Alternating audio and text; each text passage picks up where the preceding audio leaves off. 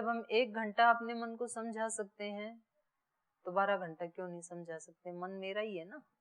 तो अपने सारे कर्मों को ही क्या बना लिया? पूजा बना लिया, उन्हीं को ही भक्ति बना लिया। तो जो आनंद पूजा में 1 घंटा आता था, अब वो आनंद 12 घंटे आने लगा। हर काम में आनंद आने लगा। अब हमने पार्टीशन को मिटा दिया कि जो भी भगवान की व्यवस्था से, समाज की व्यवस्था से, संस्था की व्यवस्था से जो कुछ मेरे सामने है उसी को हमने पूजा बना लेना है। सारी समस्या ही खत्म। नहीं तो व्यक्ति कहता है नहीं मेरा तो रास्ता ये था, इसमें ये कैसे आ गया? मेरा तो रास्ता ये था कि मुझे इतने घंटे पढ़ना है, इतने घंटे वहां जाके सेवा करनी है, ये बीच में अलग से एक पीरियड कैसे आ गया? मेरा तो रास्ता ये था कि सीधा मेरे को इससे नेशनल हाईवे से जाना है, ये यू टर्न कहाँ से आ गई? यहाँ यू टर्न लेके फिर जाना, ये कैसे हो गया? मेरा तो रास्ता बिल्कुल सीधा था, ये बीच में खड्डा कैसे आ गया? ये बीच में पेड़ कैसे आ गया? ये बीच में ये बैरिकेड कैसे आ गया? पुलिस वालों ने यहाँ बैरिकेड क्यों लगा दिया? एक स्थिति ऐसी है जब आप ये कहेंगे, एक कोई अंग्रेजी की कहावत है, what is in the way is your way. जो कुछ आपके रास्ते में है वो ही आपका रास्ता है। आप कहते हैं मेरे रास्ते में ये कैसे आ गया? माँ कहती है मेरे पति के साथ, मेरे बेटे के साथ, दूसरे बच्चों के साथ इतनी प्रीति थी और इतना अच्छा घर में वायुमंडल था, ये बीच में बहू कहां से आ गई? इसने आके सारा बिगाड़ दिया। बहू कहती है वो माता पिता के साथ इतने अच्छे से रहती थी, पति के साथ भी लव मैरिज की सारी बातचीत करके आगे तक का हिसाब किताब सब योजना बना करके, ये बीच में सास कहां से आ गई? इसने तो सारी योजनाएं चौपट कर दी। बोले हम यहाँ आए थे गुरुकुल में महाराज जी को सुन करके और पूरा टीवी के ऊपर देख करके, फिर पूरे अपने जीवन की योजनाएं बना करके, ये बीच में ये आचार्य कहां से आ गए? ये रोड़ा बन गए हमारे बीच में। प्रसन्नताओं को इन्होंने खंडित कर दिया। और उस समय आपको पता लगे कि ये खड्डा तो आपने ही कल रात खोदा था, जिस रोड पे आप जा रहे हो ना वो आपने ही खोदा था, आप भूल गई, तो फिर क्या कहोगे? अच्छा मैंने खोदा था क्या? चलो फिर ठीक है, इधर से बच के निकल जाते हैं। जो पेड़ आ गया वो कोई बताए कि आप भूल गए, 5 साल पहले आपने ही लगाया था ये यहाँ पे। अच्छा मैंने लगाया था क्या? ठीक है फिर तो हम यू टर्न लेके चले जाते हैं, अगर मैंने लगाया था तो कोई बात नहीं। पता लगा जो ये सांस है ना, पिछले जन्म में आप इसको कष्ट देके और मृत्यु को प्राप्त हो गए थे। हिसाब किताब पूरा करने के लिए आई है ये। अच्छा मेरा हिसाब था क्या इसके साथ? ठीक है फिर अब चुका देते हैं। अगर कोई पिछले जन्म में लेके जाए हमें हिप्नोटाइज करके और हमें पता लगे कि मैंने क्या किया था इसके साथ, तो पता लगेगा कि ये तो मेरा ही बोया हुआ बीज है, तभी तो ये पौधा उगा है। तो फिर क्या करेंगे? आप गए, आपकी अलमारी में किसी ने तेल बिखेर रखा था, बिखरा हुआ था तेल, और थोड़ा सा आपके कटी वस्त्र पे भी गिर गया और आप एकदम से आग बबूला हो गई। ये 2 व्यक्ति और रहते हैं, किसने बिखेरा ये तेल? मेरे सारे कपड़े खराब कर दिए। और उस व्यक्ति ने कहा कि भैया जब आप यहाँ से निकल रहे थे ना तो आपके ही पल्ले से गिर गई थी ये बोतल, मैंने देखा था, तो ये तो आपने ही गिरा दिया था। अरे मेरे से ये गलती हो गई क्या? फिर क्या करेंगे? फिर स्वीकार करेंगे और उसको धोएंगे। तो जब व्यक्ति को ये पता लग जाए कि जो जो मेरे रास्ते में है वो मेरे ही किए हुए कर्मों का परिणाम है, मैंने ही किए थे ये, इसलिए अब इनको अब सुधार लेना है। अब इनसे नाराज होने से या इनके साथ झगड़ा करने से अब उसको आगे एक और नहीं बढ़ाना है, नहीं तो आगे फिर मिलेगा ये। अब इसको कैसे ठीक करना है, इतना यदि समझ में आए तो फिर धीरे धीरे मन क्या हो जाएगा? सौम्य हो जाएगा और मौन हो जाता है मन। फिर नहीं वो ज्यादा झगड़ा करता है, मन बड़बड़ाता तब ही है जब उसको लगता है ये नहीं होना चाहिए, इसको हटाओ। जब उसको है कि रास्ता ही मेरा ये है। मन बड़बड़ाता कब है? जब रोजाना जी रोज अंकुरित मिलता है, रोज अंकुरित मिलता है, रोज अंकुरित मिलता है, इतना बड़बड़ाता है मन। ये अंकुरित ही आपके लिए सबसे ज्यादा कल्याणकारी है। और आप बिल्कुल भूखे मर जाओगे अगर उसको नहीं खाया तो, आपके प्राण निकल जाएंगे। तब उसको कैसे खाओगे? तब आप उसको माथे से लगा के खाओगे, उसका सम्मान करके खाओगे उस अन्न का, कि शुक्र है तेरा ये तो मिल गया। ये ही मिलना था। रोजाना पढ़ाई को, पुस्तकों को माथा मारते हो, ये कितने दिन और होगा, ये सिलेबस कब पूरा होगा, ये परीक्षा कब होगी। ये ही सिलेबस तुझे ऊंचा उठाने के लिए है। इसको तू पूरी श्रद्धा से पढ़, भक्ति से पढ़, इसको पूजा समझ के पढ़। ये ही ऊंचा उठाने वाला है तेरे को। ये दिनचर्या ही तेरा कल्याण करने वाली है। इसीलिए भगवान तुझे यहाँ लेके आए हैं। इसलिए इस दिनचर्या को पूजा समझ के कर, रो पीट के मत कर। जिस घर में शादी होके कोई बहन आई है, उस घर के जो काम है वो काम ही उसको देवी बनाने वाले हैं, उसकी आत्मा का उद्धार करने वाले हैं। इसलिए उन सब कामों को पूजा समझ के कर। जिस व्यक्ति को जिस ऑफिस में, कंपनी में, दुकान में जो भी काम करने को मिला है, वो काम ही उसको ऋषि बनाने वाला है। इसलिए उस काम को ही पूजा समझ के कर। हर काम को ही जब उसने ऐसा बना लिया तो अब मन में असौम्य होने की कोई गुंजाइश ही नहीं है ना। फिर तो मन का भी तप करना पड़ता है, जैसे शरीर का तप करना पड़ता है। शरीर के कठिन आसन की प्रतियोगिता में जो जाते हैं, कठिन आसन जिनकी रुचि है कि हम कठिन कठिन आसन करें, उनको अपने शरीर को कितने दिन साधना पड़ता है। आप में से करते हैं कोई कठिन आसन करते हैं? कोई प्रतियोगिता में जाते हैं? पहले ऋषि जी जाते थे हमारे यहाँ से, कई प्रतियोगिताओं में उन्होंने पुरस्कार जीते। तो जिनको कठिन आसन करने का शौक है, तो वो कठिन आसन की प्रैक्टिस कब करते हैं? जब दूसरे नहीं करते, उससे भी एक्स्ट्रा टाइम में करते हैं कि नहीं करते? जिनको इस सामान्य पढ़ाई से हट करके नेट की परीक्षा पास करनी है, तो जब सब खेल रहे होते हैं उस समय भी वो अपने कक्ष में बैठ करके उसकी तैयारी करते हैं कि नहीं करते? जब हमें किसी चीज का कोई हमारा टारगेट है, हमें वो चीज हासिल करनी है, तो उसके लिए तप भी तो करते ही हैं ना लोग। तो जब हमें ये पता है कि हमें अपने मन को ऐसा बनाना है कि सदा सदा के लिए समस्याएं खत्म, समस्याएं रहेंगी, बाहर का संसार रहेगा, लेकिन हम उससे प्रभावित नहीं होंगे, ऐसा भी तो स्थिति हो सकती है। तो क्यों ना हम उसके लिए ही तप करें। फिर ये मानस तप हो जाएगा।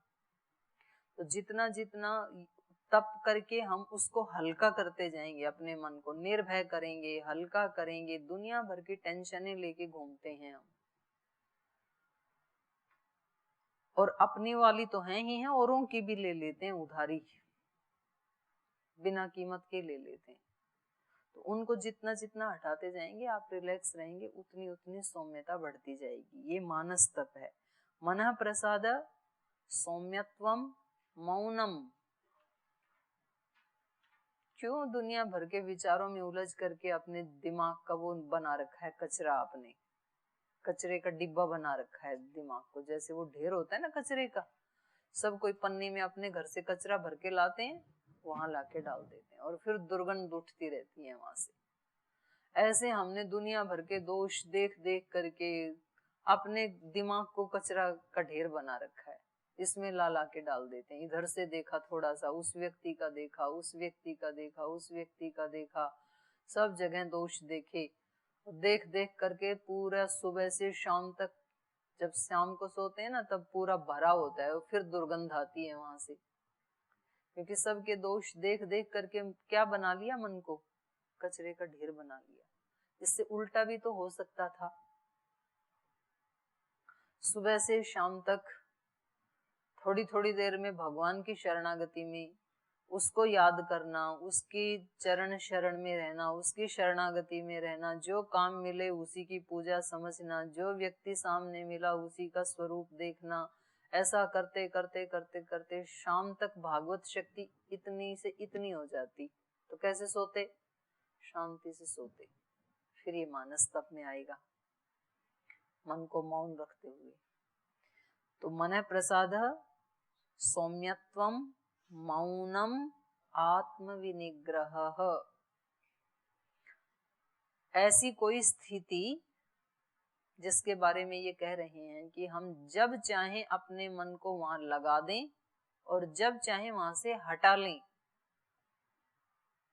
कितनी मौज हो जाएगी ऐसी स्थिति मन की हो जाए जब हम कहें कि अब 10 मिनट में ये 10 श्लोक याद कर दो और मन 10 मिनट में 10 श्लोक याद कर ले। कितना अच्छा लगेगा।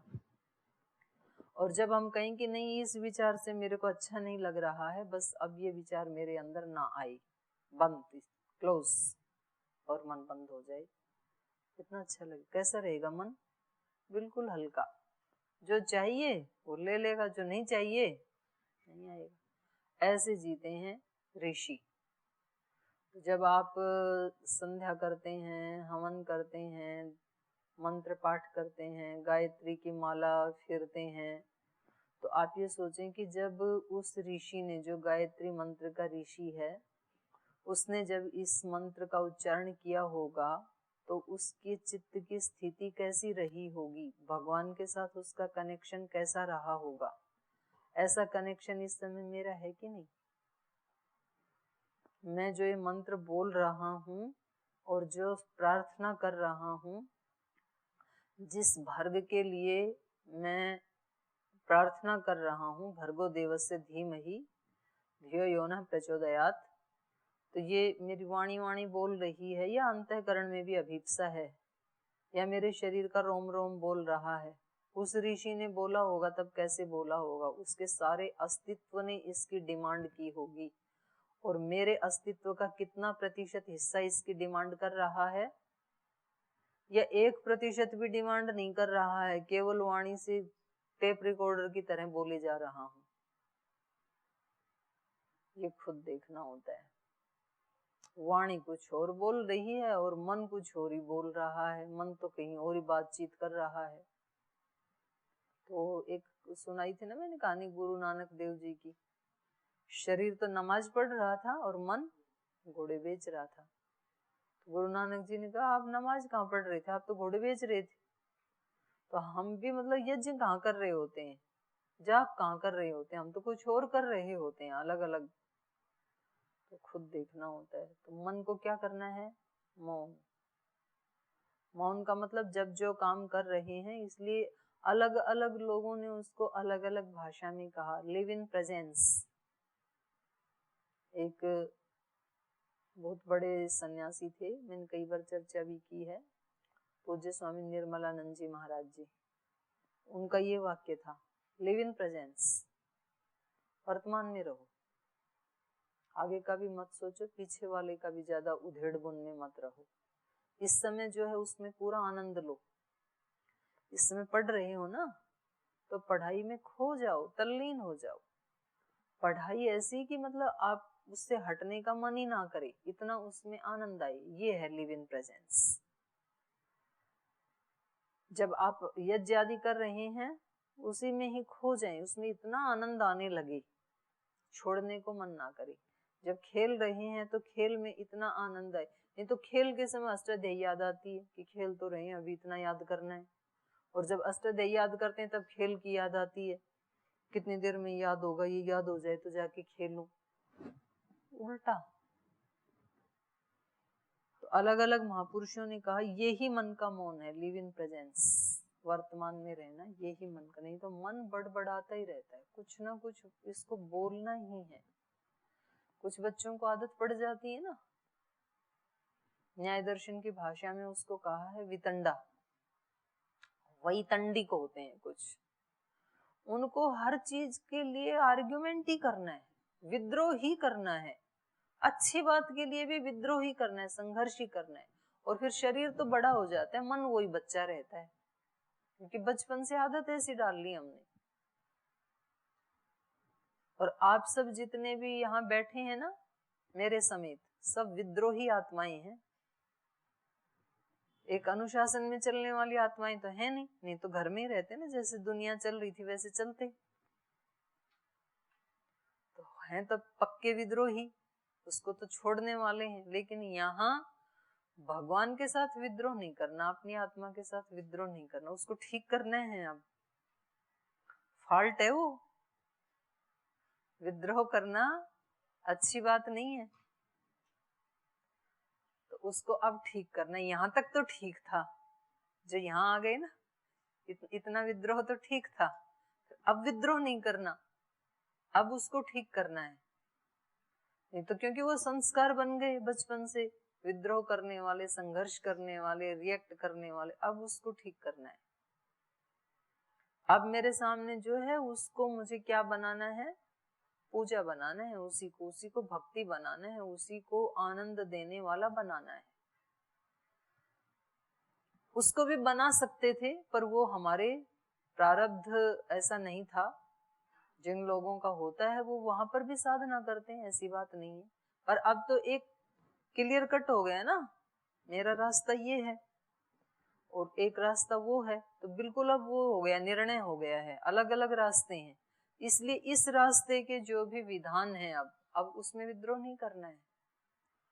अब उसके हर विधान में आनंद लेना है और उसकी हर उपलब्धि को हासिल करना है।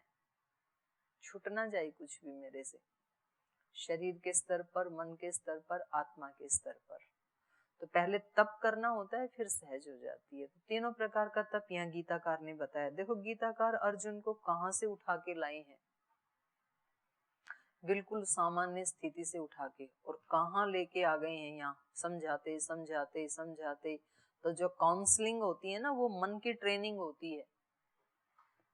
जो यम नियमों में भी स्वाध्याय को इतना महत्व दिया, और गीता में भी स्वाध्याय को कल बताया ना इन्होंने, और पीछे भी बताया, यहाँ बताया वाणी के तप में स्वाध्याय अभ्यसनम चैव। स्वाध्याय की बहुत बड़ी महिमा बताई है सब संतों ने, ऋषियों ने। तो ये स्वाध्याय क्या है, ये मन की काउंसलिंग है। सुनाते सुनाते सुनाते मन वाणी इंद्रियां फिर वैसी हो जाती हैं। पहले सुने फिर वैसा अभ्यास करें, सुने फिर अभ्यास करें, फिर सुने फिर अभ्यास करें। तो सुनने के लिए वहां पर सांख्य दर्शन में कहा कि एक बार सुना हुआ पर्याप्त नहीं है, न सकृद उपदेशात तत्सिद्धि, क्योंकि अनादि काल की जो वासनाएं हैं उनके बलवान होने से, वो बहुत बलवान है, इसलिए उनको थोड़ा थोड़ा करके रोज घिसना है, तो रोज उसको हटाना है। जुड़ी भी ऐसे ही थी, थोड़ी थोड़ी करके ही जुड़ी थी, इसलिए हटेंगी भी थोड़ा थोड़ा करके। तो इसलिए अब यहाँ पर उसका रोजाना अभ्यास करना है। अब उसका पहले उसको सुनना है, फिर उसको अभ्यास करना है, फिर सुनना है, फिर अभ्यास करना है। ऐसा नहीं कह सकते कि जी बहुत हो गया बस सुनना, अब ऐसा नहीं है।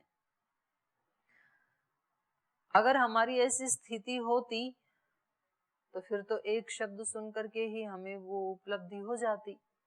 जैसे राजा जनक को अष्टावक्र ने, जब वो घोड़े के ऊपर बैठ रहे थे तो एक पैर उसमें रख दिया था, जो स्टैंड होता है टाप में, और अगला रखने वाले थे घोड़े पर बैठने के लिए। उतनी ही देर में उनकी समाधि लग गई।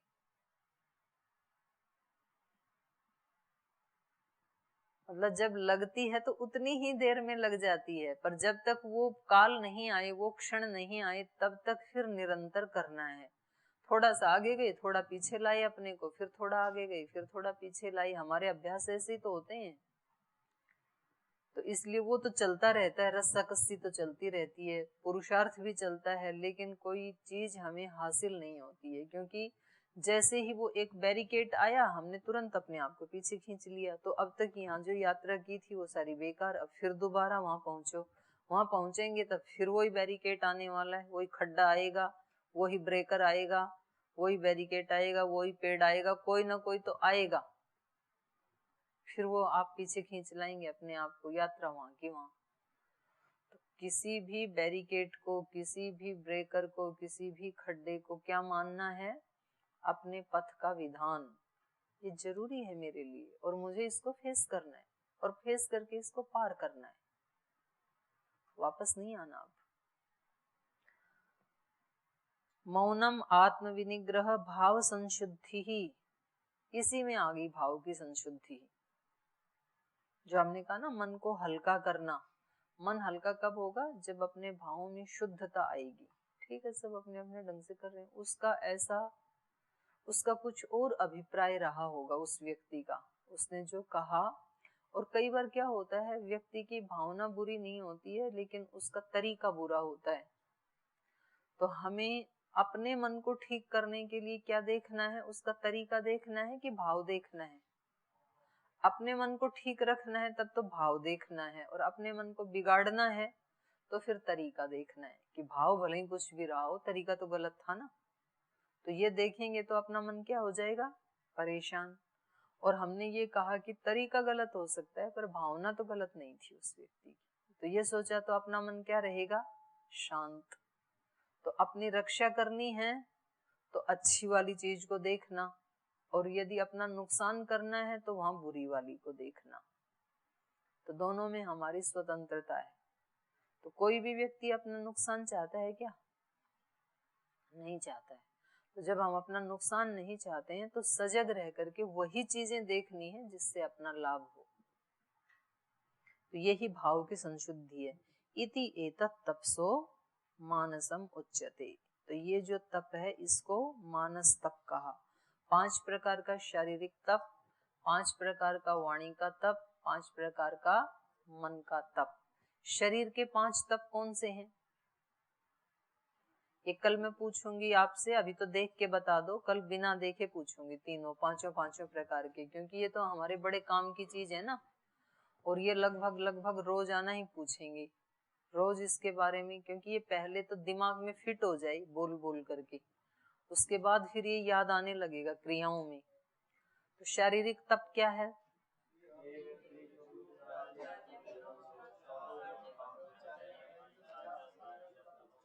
वाणी का तप क्या है?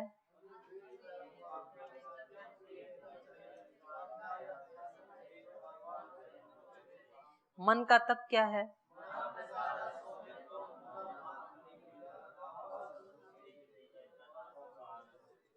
इत्तेतत् तपो मानसम उच्यते। तीनों श्लोक याद करने हैं कल, और इसको रोज बोलना है। जैसे दैवी संपद को रोज बुलवाते हैं ना महाराज जी, ऐसे ये तप को भी रोज बोलना है। और बोल के फिर उसका अभ्यास, यही बताया ना इन्होंने, वाणी वाले में बताया ना, स्वाध्याय व्यसनम चैव। तो ये तीनों जगह बात लागू होती है। तो ये क्या था? तप। कौन सा तप? ये सात्विक तप था। 3 प्रकार के तप बताए ना इन्होंने। तो जिसका जैसा तप वैसी उसकी प्रकृति। तप तो करते हैं लोग, अपने अपने ढंग से करते ही हैं, पर किसी का तप सात्विक होता है, किसी का राजसिक होता है, किसी का तामसिक होता है। तो जिसका सात्विक तप है उसकी प्रकृति सात्विक बनेगी, जिसकी प्रकृति सात्विक बनेगी उसकी श्रद्धा भी सात्विक बनेगी, और जिसकी श्रद्धा सात्विक होगी उसकी उपलब्धि भी सात्विक होगी। अब आगे ये बता रहे हैं, श्रद्धया परया तप्तम तपः तत्त्रिविधम नरैहि अफलकांक्षिभिः युक्तैः सात्विकम परिचक्षते।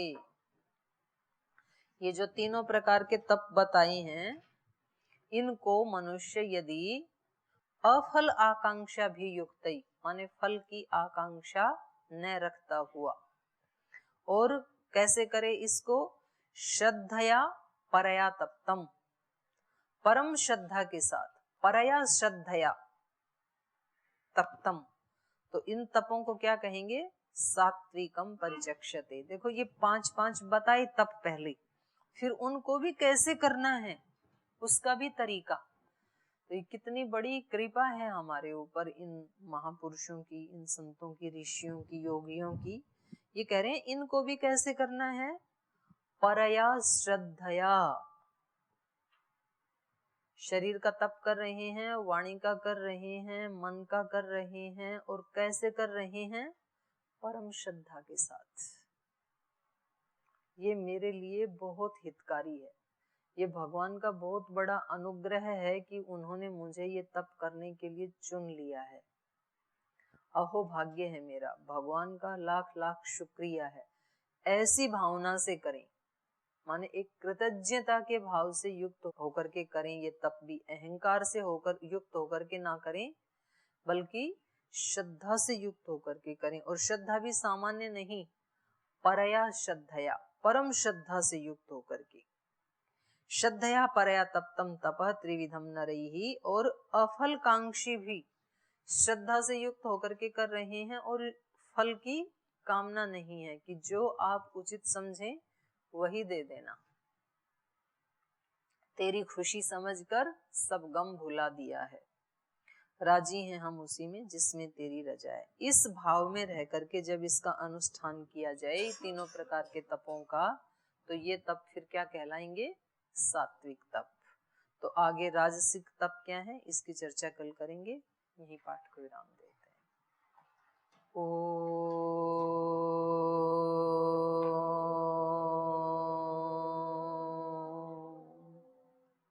शांति शांति शांति ही। श्री गुरुभ्यो नमः।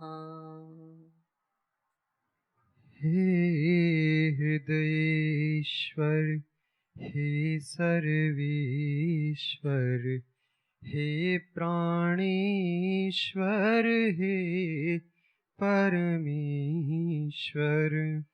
हे हृदयेश्वर, हे सर्वेश्वर, हे प्राणेश्वर, हे परमेश्वर।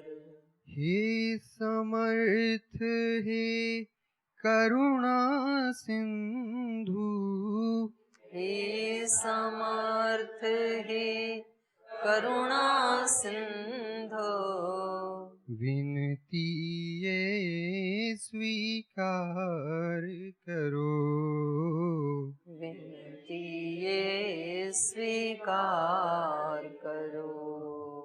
भूल दिखाकर उसे मिटा कर, भूल दिखाकर उसे मिटा कर, अपना प्रेम प्रदान करो, अपना प्रेम प्रदान करो।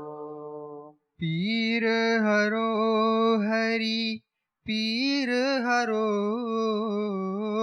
पीर हरो हरि, पीर हरो, पीर हरो हरि, पीर हरो, पीर हरो हरि, पीर हरो।